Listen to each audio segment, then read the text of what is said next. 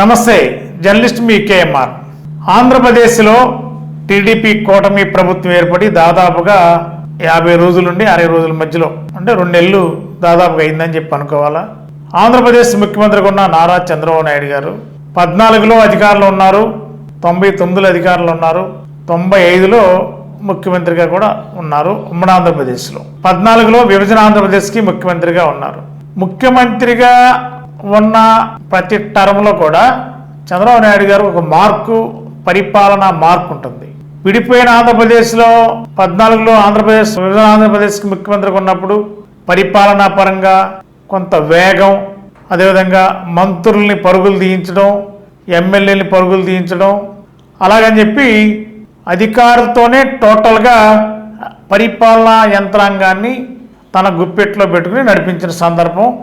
రాజకీయ నాయకుల్ని అంటే టీడీపీలోనే సీనియర్ మంత్రులు కూడా దూరంగా పెట్టిన సందర్భాలు 14 నుండి 19 వరకు జరిగిన సందర్భాలు.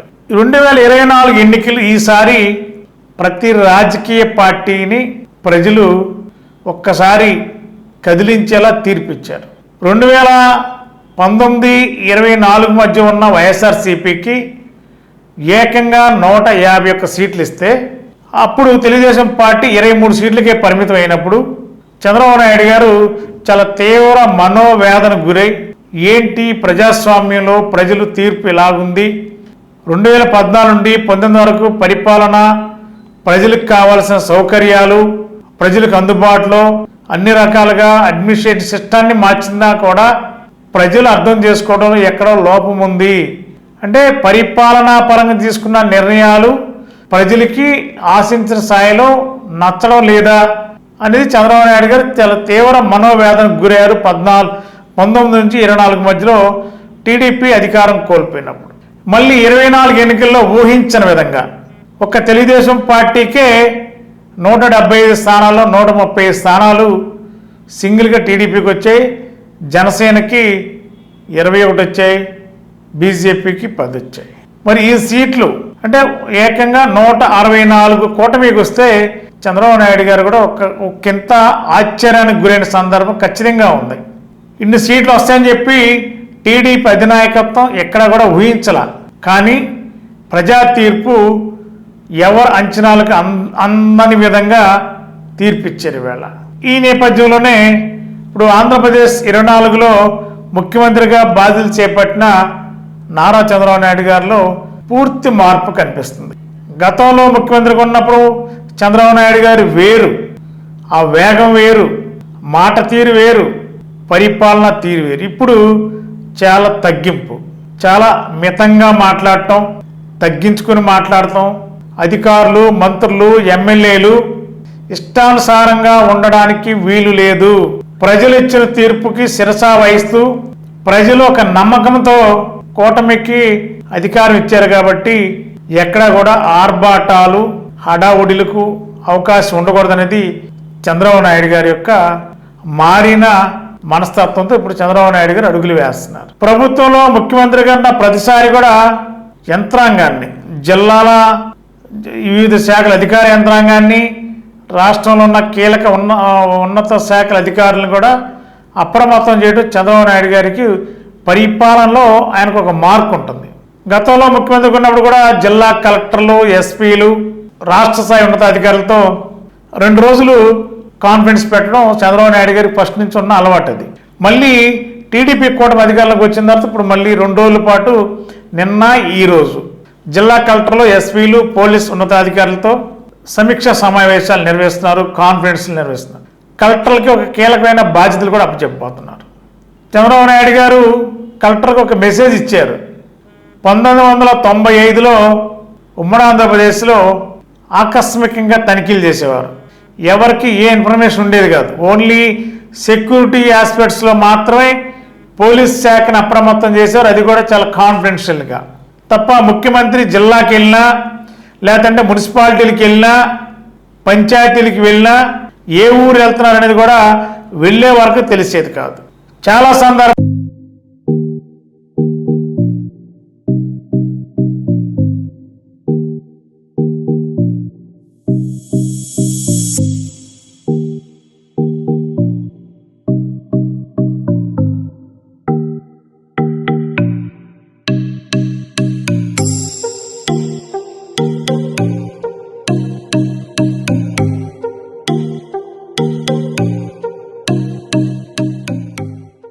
సందర్భాల్లో ముఖ్యమంత్రి గారు కొన్ని జిల్లాలకు ఆకస్మిక తనిఖీలకు వెళ్ళి ఆయా జిల్లాల్లో అధికారులను కూడా సస్పెండ్ చేశారు.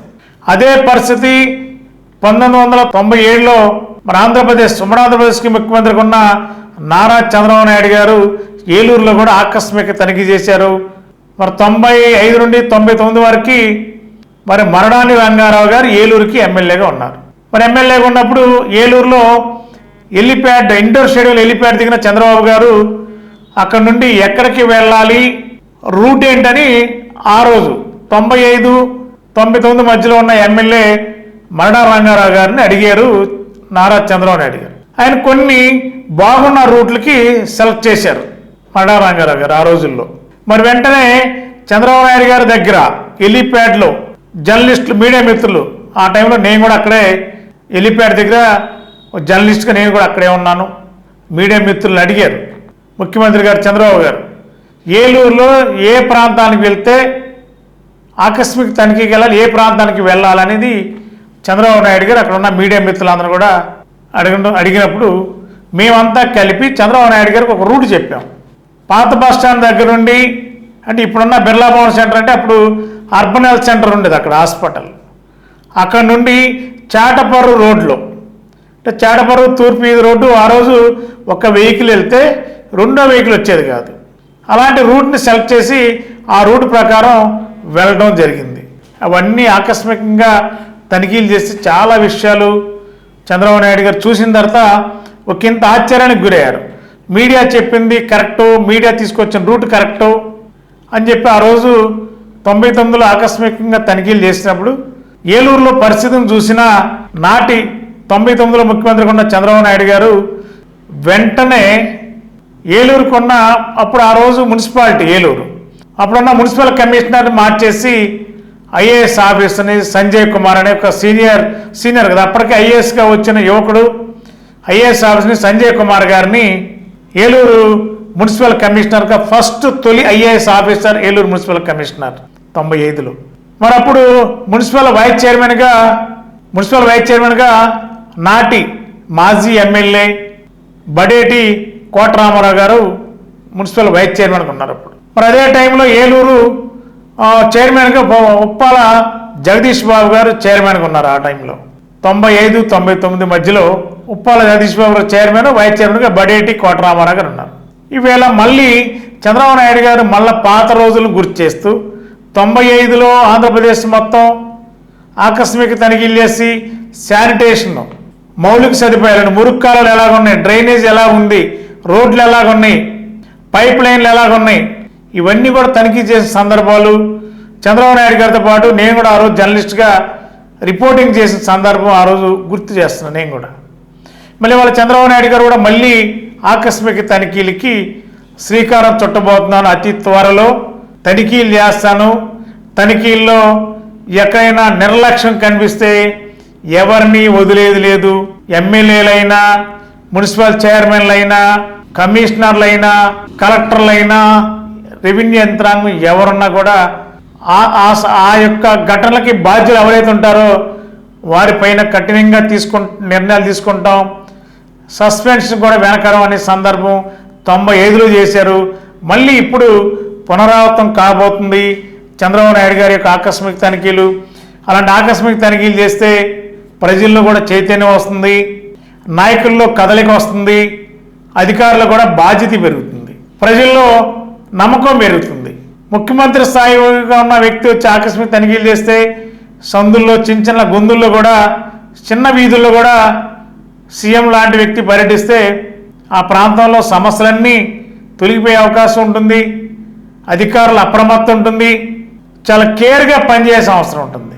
అలాంటి పరిస్థితుల్లోనే మళ్ళీ చంద్రబాబు నాయుడు గారు ఆకస్మిక తనిఖీలు చేపడుతుందని చెప్పి కలెక్టరల్ కాన్ఫరెన్స్లో చెప్పడంతో మళ్ళీ పూర్వం రోజులు చంద్రబాబు నాయుడు గారు జిల్లాల్లో గుర్తు చేయబోతున్నారు. పట్టణ ప్రాంతాల్లో కూడా మరి హెలికాప్టర్ దిగిన తర్వాత ఏ రూట్కి వెళ్తారనేది ఆయన అప్పటికి ఉన్న నిర్ణయాన్ని బట్టి ఎంచుకుని వెళ్తారు తప్ప బాగున్న రూట్లు తీసుకెళ్ళి ఇది బాగుందని చెప్పి చెప్పడం కంటే ఆకస్మికంగా కొన్ని రూట్లకు వెళ్తే ఏ రూట్కి వెళ్ళినా కూడా ముఖ్యమంత్రి రాకముందు ఎలా ఉంది, ముఖ్యమంత్రి వచ్చిన తర్వాత ఎలా ఉంది, బేరీజ్ వేసుకునే అవకాశం కనిపిస్తుంది.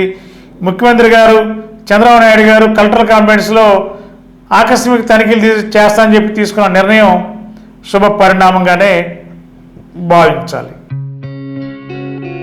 గత 20 సంవత్సరాలుగా దంత సమస్యలతో పాటు దవడ మరియు ముఖ సంబంధ సమస్యలకు చక్కని చికిత్సలు అందిస్తున్న శ్రీ రామకృష్ణ దంత వైద్యశాల, నరసింహారావుపేట, ఏలూరు. ఎమర్జెన్సీస్ లో వాడే ఆక్సిజన్ కాన్సంట్రేటర్లతో పాటు air purifier, UV light steriliser, ULV fogger వంటి పరికరాల ద్వారా పరిశుభ్రమైన వాతావరణంలో చికిత్స అందించబడుచున్నది. ఆర్వీజీ ద్వారా అతి తక్కువ రేడియేషన్ ఉపయోగించి దంత వ్యాధి నిర్ధారణ మరియు రూట్ కెనాల్ వైద్యం చేయబడుచున్నది. డెంటల్ లేజర్ ద్వారా కుట్లు లేకుండా సర్జరీలు, ఇంప్లాంట్స్ కిట్స్ ద్వారా పళ్ళు లేని వారికి ఫిక్స్డ్ దంతాలు, రూట్ కెనాల్ చికిత్సలకు ఎండో మోటార్ వంటి ఆధునిక పరికరాలు కలిగిన నమ్మకమైన డెంటల్ క్లినిక్. అత్యంత ప్రామాణికమైన ఆటోక్లావింగ్ పద్ధతిలో శుభ్రపరిచిన ఇన్స్ట్రుమెంట్స్ వాడడం మా ప్రత్యేకత. దంత సమస్యలకు చికిత్సతో పాటు విరిగిన దవడ మరియు ముఖ ఎముకలకు చికిత్స, ఎత్తు మరియు వంకర దవడలకు కాస్మెటిక్ సర్జరీ, యాక్సిలో ఫేషియల్ వంటి చికిత్సలకు చిరునామా శ్రీ రామకృష్ణ దంత వైద్యశాల, వేములపల్లి రెసిడెన్సీ అపార్ట్మెంట్, నరసింహారావుపేట, ఏలూరు. మీ ఏలూరు మరియు జంగారెడ్డిగూడెం చందన బ్రదర్స్ లో ఆషాఢం డిస్కౌంట్స్, శ్రావణం సేవింగ్స్. శ్రావణంలోనూ ఆషాఢం ధరలకే షాపింగ్ చేయండి. 333 రూపాయలకే రిచ్ లుక్ సారీ, 400 రూపాయలకి 2 రాయల్ షిఫాన్ సారీస్, 800 రూపాయలకి 2 లెనిన్ డిజిటల్ ప్రింట్ సారీస్, 2000 రూపాయలకి 2 వామ్ సిల్క్ సారీస్, 3000 రూపాయలకి 2 గాంధర్వ పట్టు సారీస్, 4000 రూపాయలకి 2 సాఫ్ట్ బ్రొకెట్ సారీస్, 5000 రూపాయలకి 2 పాయిడీ టిష్యూ సారీస్, 399 రూపాయలకి 2 క్లాసిక్ లెగ్గిన్స్, 599 రూపాయలకి 2 స్ట్రైట్ కట్ టాప్స్, 899 రూపాయలకి 2 స్ట్రైట్ కట్ చుడిదార్స్, 799 రూపాయలకి 2 డ్రెస్ మెటీరియల్స్, 349 రూపాయలకి 2 బాయ్స్ టీ షర్ట్స్, 499 రూపాయలకి 2 బాయ్స్ షర్ట్స్, 599 రూపాయలకి 2 బాయ్స్ జీన్స్, 599 రూపాయలకి 2 గర్ల్స్ ఫ్యాన్సీ ఫ్రాక్స్, 999 రూపాయలకి 3 షర్ట్స్ లేదా 3 జీన్స్ లేదా 3 ఆమ్స్టెడ్ T shirts. Suitings and shirtings పై flat 29% offer. Chandana Brothers Shopping Mall, Eluru మరియు జంగారెడ్డిగూడెం.